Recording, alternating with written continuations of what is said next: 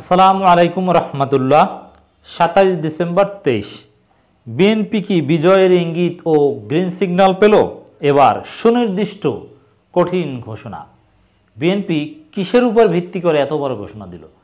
দর্শক, বিএনপির যে অসহযোগ আন্দোলন নিয়ে আমাদের সমালোচনা ছিল, যে অসহযোগ আন্দোলনে সুনির্দিষ্টতার অভাব ছিল, যে অসহযোগ করবে, সরকারকে সহযোগিতা করবে না, কিন্তু সেটা যখন ঘোষণা দিয়েছিল তারেক রহমান এবং রুহুল কবির রিজভী বলেছিল তখন থেকেই, কিন্তু তখন থেকে এটা বললে হবে না, একেবারে স্পেসিফিক বলার প্রয়োজন যদি সফল করতে হয়, কিন্তু সেরকম বলছিল না। এবং কিছু কিছু জায়গায় অসহযোগ পালন করেছে, আবার কিছু কিছু জায়গায় তারাই অসহযোগ পালন করেনি।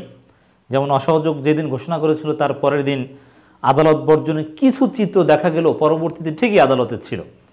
কিন্তু নতুনভাবে এখন আবার বিএনপি সুনির্দিষ্ট কঠিন ঘোষণা দিল। ঘোষণাটা কি? 1 জানুয়ারি থেকে সব আদালত বর্জনের ঘোষণা বিএনপিপন্থী আইনজীবীদের। এটা হচ্ছে অসহযোগ আন্দোলন কেন্দ্রিক সবচাইতে সুনির্দিষ্ট ঘোষণা। এখন এভাবে একেবারে দিন তারিখ উল্লেখ করে সংবাদ সম্মেলন করে স্পেসিফিক খাত ওয়াইজ যেভাবে ঘোষণা দিল, এর মানে এখান থেকে তো বিএনপির পিছু হটার সুযোগ নেই। এতদিন তো অসহযোগ চললেও আদালতে ঠিকই বিএনপিপন্থী আইনজীবীরাও গিয়েছে, আর মামলার হাজিরা দিতে বিএনপি নেতাকর্মীরাও সবাই গিয়েছে। প্রথম দিন কিছু কিছু নেতা যায়নি, কিন্তু কর্মীর একটা বড় অংশ গিয়েছিল। এবার যে ঘোষণা দিল সংবাদ সম্মেলন করে আইনজীবীরা আদালত বর্জন করবে, এটা পালন করতে বাধ্য হবে।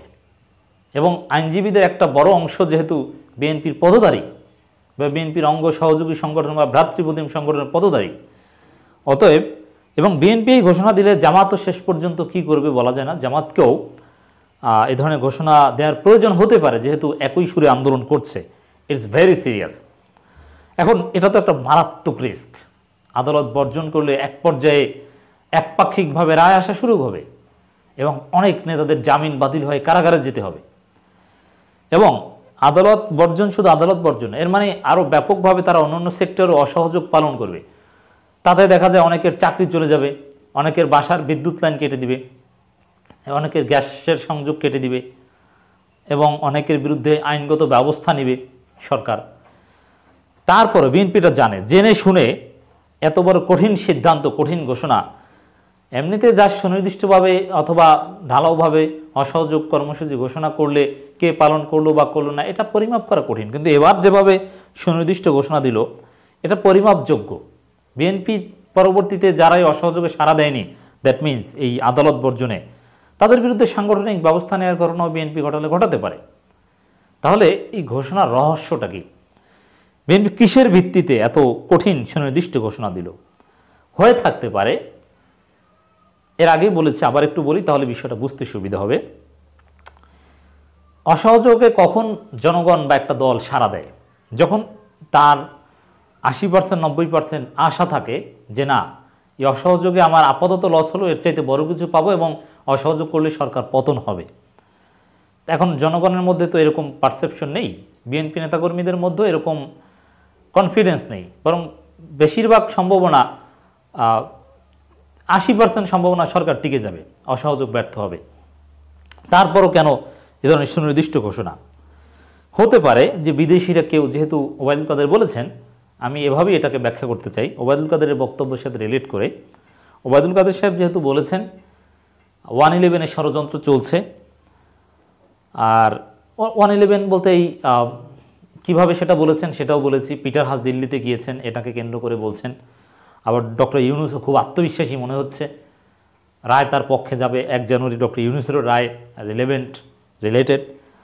অতএব 111 বা এরকম কিছু হবে, সরকারের উপর মারাত্মক প্রেশার আসবে, বা অসহযোগ ঘোষণা করলে পালন করতে পারুক বা না পারুক, কিছুটা করতে পারলেও সেই গ্রাউন্ড দেখে যুক্তরাষ্ট্র বা পশ্চিমারা কোনো পদক্ষেপ নেবে, এরকম কোনো আশ্বাস বা কোনো গ্রিন সিগন্যাল, বা এভাবে বিএনপির বিজয় হবে, কোনো গ্রিন সিগন্যাল হয়তো বা পেয়েছে, না হলে এত কঠিন ঘোষণা দিত না।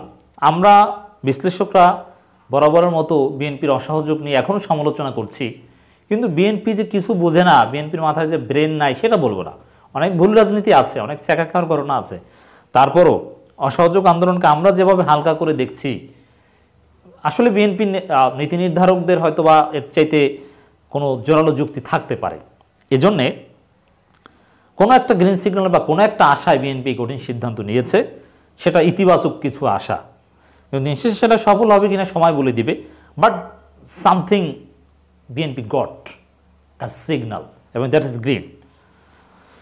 আগামী বছরের 1 থেকে 7 জানুয়ারি দেশের উচ্চ আদালতে সুপ্রিম কোর্টের আপিল বিভাগ, হাইকোর্ট বিভাগ সহ সারা দেশের সব অধস্থান আদালত বর্জনের ঘোষণা দিয়েছে বিএনপি আইনজীবী, মানে অনির্দিষ্টকালের জন্য নয়, 1 থেকে 7 জানুয়ারি। কারণ এই সময়টাকে বেছে নেওয়া হয়েছে, কারণ এই 111 বা এরকম কোনো অঘটন ঘটলে কিন্তু নির্বাচনের এই সপ্তাহখানেক আগে 10-15 দিন আগে ঘটে।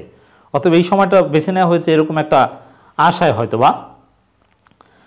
সুপ্রিম কোর্ট বুধবার সুপ্রিম কোর্ট বার ভবনে জাতীয়তাবাদী আইনজীবী ফোরামে আয়োজিত এক সংবাদ সম্মেলনে এমন ঘোষণা দেন সংগঠনের মহাসচিব ও বিএনপি কেন্দ্রীয় সাংগঠনিক কমিটির আইন বিষয়ক সম্পাদক ব্যারিস্টার কায়সার কামাল।